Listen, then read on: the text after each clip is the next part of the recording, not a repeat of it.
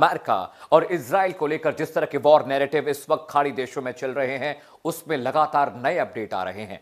अब इस जंग के मैदान से, इस वॉर टैक्टिक्स से, इस वॉर पैरामीटर के बीच से एक बड़ी खबर निकल कर आई है, और खबर यह है कि अमेरिका ने ईरान के सामने कुछ अहम शर्तें रखी हैं और यह भी कहा है कि अगर ईरान इन शर्तों पर मान जाता है, रजामंद हो जाता है, तो शायद अमेरिका ईरान पर हमला नहीं करेगा। कैसे, अब वो समझिए। आज के एक्सप्लेनर में आपको शर्त नंबर 1 बताते हैं। पहली शर्त जो अमेरिका ने ईरान के सामने रखी है कि ईरान को अपने न्यूक्लियर प्रोग्राम को बंद करना पड़ेगा किसी भी कीमत पर। दूसरी बड़ी शर्त जो अमेरिका ने रखी है कि जो भी इनरिचमेंट, यानी जिन भी न्यूक्लियर सब्सटेंसेस का इनरिचमेंट हो चुका है, उसकी क्वांटिटी, उसकी क्वालिटी और उसके स्टोरेज की लोकेशन ईरान को अमेरिका के सामने बतानी होगी, दिखानी होगी, जतानी होगी। तीसरी बड़ी शर्त जो अमेरिका ने रखी है कि उनके जो भी लंबी दूरी के रॉकेट हैं, जो लंबी दूरी की मार कर सकते हैं, जो supersonic anti continental ballistic missiles हैं, उनकी डिटेल अमेरिका से साझा करनी पड़ेगी। इसके अलावा एक और शर्त जो अमेरिका ने रखी है, जो हूती रेबल्स हैं उनको ईरान को सपोर्ट करना बंद करना पड़ेगा, राशन, पैसा और हथियार मुहैया कराना उन्हें बंद करना पड़ेगा। पार्चीन न्यूक्लियर प्लांट जो बहुत क्रूशियल, बहुत सेंसिटिव है, जो कि तेहरान यानी ईरान की राजधानी तेहरान के ईस्टर्न पार्ट में है, वहां पर 2 दिन पहले एक धमाका होता है, लेकिन ईरान ने इस धमाके को लेकर कोई जानकारी साझा नहीं की। ना तो अमेरिका की तरफ से कोई नैरेटिव आया और ना ही इजराइल ने इस बारे में कोई बातचीत की है।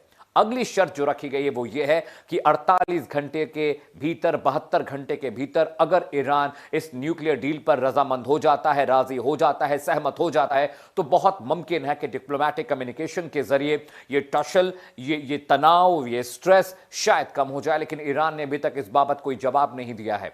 इसके अलावा एक बड़ा डेवलपमेंट यह भी है, अमेरिका ने साफ साफ कह दिया है कि बातचीत से अगर ईरान मान जाता है तो ठीक है, नहीं तो हमने जंग की मुकम्मल तैयारी पूरी कर ली है। इस मुकम्मल तैयारी के मायने मतलब क्या है, आज के एक्सप्लेनर में आपको वो भी मैं समझाऊंगा। अभी अमेरिका की 2 वॉरशिप टैक्टिकल तरीके से अपने आप को ग्रूम कर रही हैं, तैयार कर रही हैं, वॉर के लिए इनिशिएट कर रही हैं। पहला वॉरशिप जो ईरान के बहुत करीब पहुंच चुका है, जिसे फारस की खाड़ी में बोलते हैं, जहां से ईरान बहुत करीब है, उसका नाम है यूएसएस जॉर्ज डब्ल्यू बुश, जो ईरान के बहुत करीब है। ईरान के मुख्तलिफ इलाके, ईरान के बड़े शहर उसके टारगेट पर, उसके निशाने पर है। अब इसके मायने समझिएगा, यानी अगर हवा, जमीन और समंदर पर कोई मुल्क, खाड़ी देश अमेरिका को नहीं देता है, तो भी वो ईरान पर बहुत आसान तरीके से हमला कर सकता है। इसके अलावा दूसरा जो वॉरशिप है यूएस जॉर्ज डब्ल्यू बुश, वो भी जल्द ही 2 दिन के भीतर ईरान के बहुत करीब पहुंच जाएगा। अब समझिए दूसरा वॉर पैरामीटर क्या आपको मैं बता रहा हूं। ईरान के चारों तरफ के जो पड़ोसी मुल्क हैं, यानी Lebanon, Qatar, Jordan, Iraq, Syria, Yemen, इसके अलावा सऊदी अरेबिया, इन तमाम मुल्कों में पहले से ही अमेरिका के फौजी अड्डे हैं और हजारों की तादाद में करीब 30 से 40 हजार सैनिक वहां पर ऑलरेडी डिप्लॉयड हैं। इसके अलावा जो वॉरशिप ईरान के बहुत करीब पहुंची है, उस पर F-35, F-22, F-15 fighter jet हैं, जो कि 4.5 जनरेशन के फाइटर जेट्स हैं, लंबी दूरी की मार करते हैं। और एक अपडेट यह भी आया कि सीक्रेटली अमेरिका ने अपने B-2 बॉम्बर्स को भी डिप्लॉय किया है वहां पर, और यह नहीं पता है कि वो B-2 बॉम्बर्स क्या वॉरशिप से फ्लाई करेंगे या डिकॉय के रूप में, और जो बाकी जो फौजी अड्डे अमेरिका के हैं खाड़ी देशों में, वहां से वो फ्लाई कर ईरान पर हमला करेगा। तो अमेरिका बार बार धमकी दे रहा है कि न्यूक्लियर प्रोग्राम को अपने रेस्ट्रिकेट करिए, उसको सस्पेंड करिए और सारी डिटेल, सारी मालूमात हमसे साझा करिए। इसके अलावा अमेरिका लगातार सख्ती बरत रहा है, और जो एक्सपर्ट्स हैं, इंटरनेशनल मामलों के जानकार, जो डिफेंस एक्सपर्ट हैं, जिनसे लगातार मुसलसल मेरी बात होती है, वो ये कह रहे हैं कि ये जो क्रूशियल टाइम है अमेरिका दबाव बनाने के लिए कर रहा है, वो ईरान पर जंग नहीं थोपेगा, वो जंग में नहीं जाएगा। लेकिन बड़ा सवाल यही है, हजारों अरबों करोड़ों डॉलर खर्च कर क्या अमेरिका सिर्फ ईरान पर दबाव बनाने के लिए सब कुछ कर रहा है? एक दूसरा नैरेटिव भी आपके लिए लेकर आया हूं आज के एक्सप्लेनर में। तमाम खाड़ी देशों ने अमेरिका के खिलाफ आवाज अपनी बुलंद कर दी है। वो आवाज बुलंद कैसे कर रहे हैं, अब वो भी समझ लीजिए। Jordan, Lebanon, Syria, Yemen, Kuwait, Turkey, Saudi Arabia और यूएई, ये जो मुल्क हैं, ये नहीं चाहते हैं कि अमेरिका उनकी जमीन का इस्तेमाल ईरान पर हमले के लिए करे, और इसीलिए इन सब देशों ने एक साथ अपनी आवाज बुलंद की। वो कह रहे हैं कि वो ईरान पर हुए हमले का हिस्सा नहीं बनना चाहते हैं, और अमेरिका को ऑफिशियली इन्होंने कहा है कि हम अपनी समंदर, अपना आसमान और जमीन आपको नहीं इस्तेमाल करने देंगे अगर आप ईरान पर हमले की योजना बना रहे हैं। तो समझिए, अमेरिका को शायद इन देशों की जमीन की आवश्यकता नहीं पड़ने वाली है।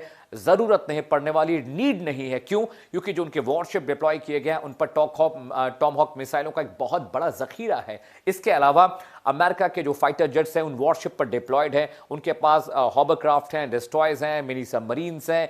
इसके अलावा उनके पास टॉर्पीडोज हैं जो पानी से जमीन पर हमला कर सकते हैं। उनके पास जो इंटरसेप्टर्स हैं, एयर डिफेंस सिस्टम है, जो रॉकेट उनके पास है, वो वॉरशिप से सीधा ईरानी इलाकों को निशाना बना सकते हैं। उनके फाइटर जेट वहां पर प्रिसाइज अटैक कर सकते हैं उन इलाकों में जहां पर अमेरिका को लगता है कि ईरान अपना न्यूक्लियर प्रोग्राम चोरी छिपे चला रहा है। तो अरब देशों का नैरेटिव आपको बता दिया, अमेरिका का नैरेटिव बता दिया, लेकिन ईरान क्या कह रहा है वो भी आपके लिए जानना बहुत क्रूशियल है। जी हां, ईरान ने भी साफ साफ कह दिया है कि अगर अमेरिका की तरफ से छुटपुट हमले भी हुए तो इसे फुल फ्लेज वॉर के तौर पर कंसीडर किया जाएगा और ईरान फिर अपने तरीके से, अपने सलीके से उन्हें जवाब देगा।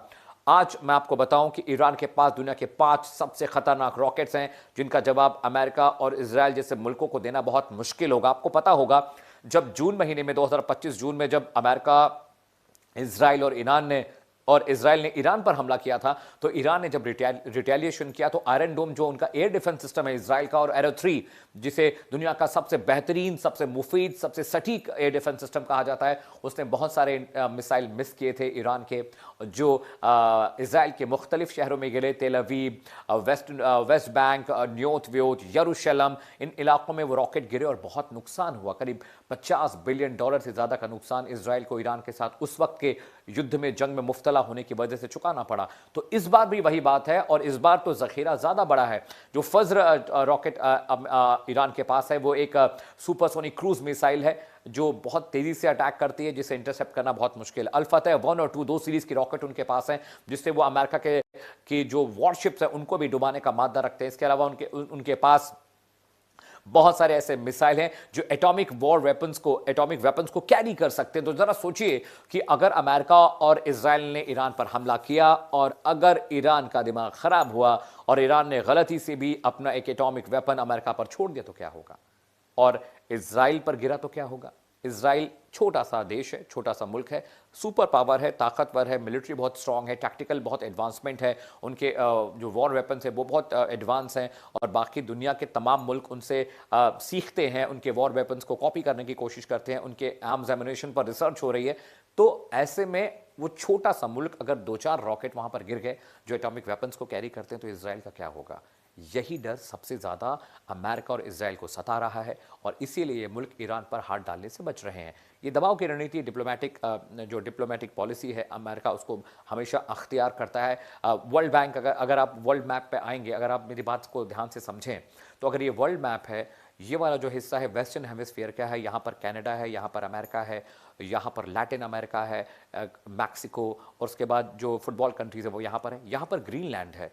ये पूरा जो इलाका ही अटलांटिक ओशन कहा जाता है, उसके ठीक नीचे पैसिफिक ओशन है। आप थोड़ा आगे आएंगे मिडिल ईस्ट के पास वो अरेबियन सी है, मिडिल ईस्ट के थोड़ा सा आप आगे आएंगे वहाँ प्रशांत महासागर जिसे हम पैसिफिक ओशन कहते हैं वो भारत का हिस्सा है, अरब सागर का हिस्सा है, और यहाँ से वॉरशिप चलते हुए ये पहुँचे हैं ईरान के पास फारस की खाड़ी में। तो अभी जो टैक्टिकल सिचुएशन, अमेरिका की डॉक्ट्रिन ये कहती है कि वेस्टर्न वर्ल्ड पर जो अमेरिका कनाडा वाला हिस्सा है वहां पर अमेरिका का दबदबा होना चाहिए, लेकिन सिर्फ ये वेस्टर्न वर्ल्ड तक नहीं है, वो जो ईस्टर्न हेमिस्फीयर का इलाका है जहां पर Russia, China, Bharat, middle east और तमाम जो मुल्क है वहां भी अमेरिका अपना दबदबा चाहता है। और इसीलिए जो यहां नीचे का इलाका जिसे साउथ चाइना सी कहते हैं, जो मलक्का स्ट्रेट नॉर्थ ईस्ट से जब आगे बढ़ते हैं, पश्चिम बंगाल से जब आगे बढ़ते हैं बे ऑफ बंगाल से, वहां से मलक्का स्ट्रेट शुरू होता है, और वहां से साउथ, जब वहां से आप आगे बढ़ते हैं नीचे, आप मैप में देखेंगे तो साउथ चाइना सी वहां पर है जहां पर अमेरिका के वॉरशिप हमेशा युद्धाभ्यास करते रहते हैं। तो ये पूरी जो टैक्टिक्स है ये खुद को बीच साबित करने की है, ये जो पूरा नैरेटिव है खुद को बीच साबित करने का। लेकिन बड़ा सवाल यही है,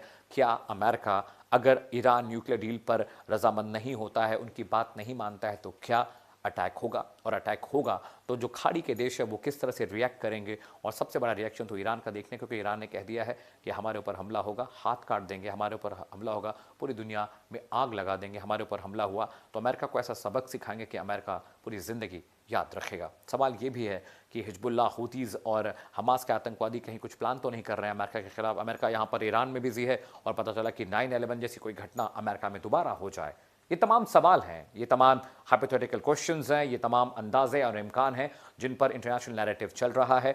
जियोपॉलिटिकल सिस्टम भी बहुत तेजी से बदला है, वर्ल्ड ऑर्डर भी तेजी से बदल रहा है। रशिया चाइना अपनी धाक जमाना चाहते हैं, अमेरिका अपनी अपनी जमीन, अपना नैरेटिव और अपना दबदबा पूरी दुनिया से कम होने नहीं देना चाहता, और बहुत मुमकिन है कि ईरान पर हमला हो, और जब हमला होगा तो ये पूरी दुनिया के लिए, पूरे वर्ल्ड के लिए एक खतरनाक मैसेज लेकर जाएगा।